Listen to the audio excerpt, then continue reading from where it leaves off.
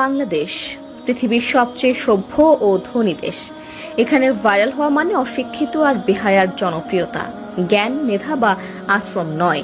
এটাকেই সফলতা মনে করে মাথা মোটারা। এখানে সরকারি হাসপাতালগুলোতে ডাক্তারের জন্য একজন অ্যাসিস্ট্যান্ট রাখা হয়, এদিকে অ্যাসিস্ট্যান্টের জন্য আরও একজন অ্যাসিস্ট্যান্ট রাখা হয় এবং ইন্টার্নশিপ ডক্টর দিয়ে চিকিৎসা করানো হয়। এখানে বাচ্চারা স্কুলে যাওয়ার বয়সে মিছিল মিটিংয়ে যায়, ক্লাস ক্যাপ্টেনের দৌড়ে নয়, এরা এলাকার পাতি নেতা হতে চায়। এখানে স্কুল এবং কলেজগুলোতে ক্লাস টিচারের কাছে প্রাইভেট না পড়লে আপনার জীবন তেজপাতা বানিয়ে দেওয়া হবে। এখানে টাকা ধার নিয়ে ভুলে যাওয়া যেন সবার অন্যতম গুণ। আপনার কাছ থেকেও যদি কেউ টাকা ধার নিয়ে থাকে তবে ভুলে যান যে সেই টাকা আর কখনো ফেরত পাবেন।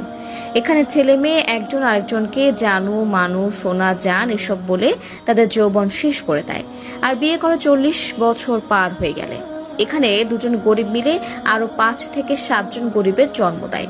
এখানে কারো বিপদে কেউ এগিয়ে আসে না, ভাবে কি লাভ, কিন্তু নিজের বেলায় বিপদ এলে তখনই বলে ভালো মানুষের অভাব।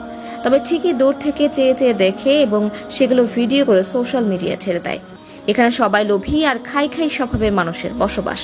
যাকেই বিশ্বাস করে সামনে এগোতে সাপোর্ট করবেন, দুদিন পর তার কাছ থেকেই পাবেন কারাপশনের আওয়াজ।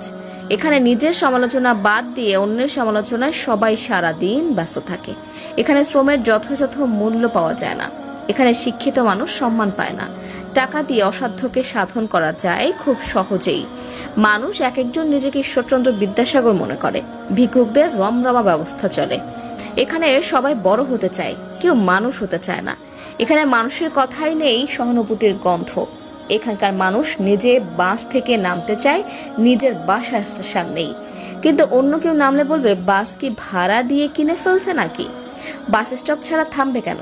এখানকার মানুষ নিজে নো পার্কিং প্লেসে বাইক বা প্রাইভেট কার পার্ক করবে, কিন্তু অন্য কেউ করলেই বলবে আহারে দেশের জনগণ রসাতলে চলে গেছে।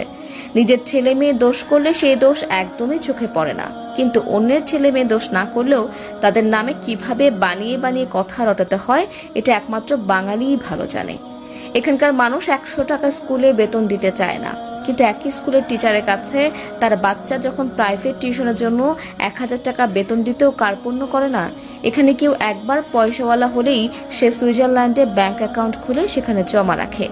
এখানে পয়সাওয়ালারা চিকিৎসা করাতে থাইল্যান্ড আর সিঙ্গাপুরে পাড়ি জমায়, আর শপিং করে থাইল্যান্ড, দুবাই কিংবা প্যারিস থেকে। এখানকার পয়সাওয়ালা বাবা মায়ের ছেলেমেয়েরা পড়াশোনা করতে ইউরোপ, আমেরিকা এবং কানাডার মতো দেশগুলোতে পাড়ি জমায়। এখানকার মানুষ বাজারে গিয়ে কোনো প্রোডাক্টের বেশি দাম দেখলে বলে আহা এত বেশি দাম কেন।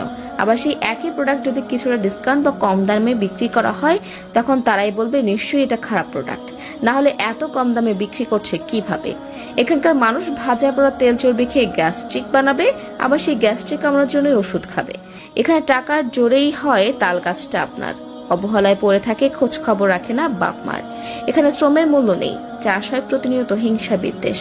মনে হয় আগেই ভালো ছিলাম, এখন ভালোর দিন শেষ। তা দর্শক, আজ এ পর্যন্তই। আবার আসবো নতুন নতুন সব তথ্য নিয়ে। সে পর্যন্ত সবাই ভালো থাকুন, সুস্থ থাকুন। এতক্ষণ 24 ঘন্টা নিউজের সাথে থাকার জন্য আপনাকে ধন্যবাদ।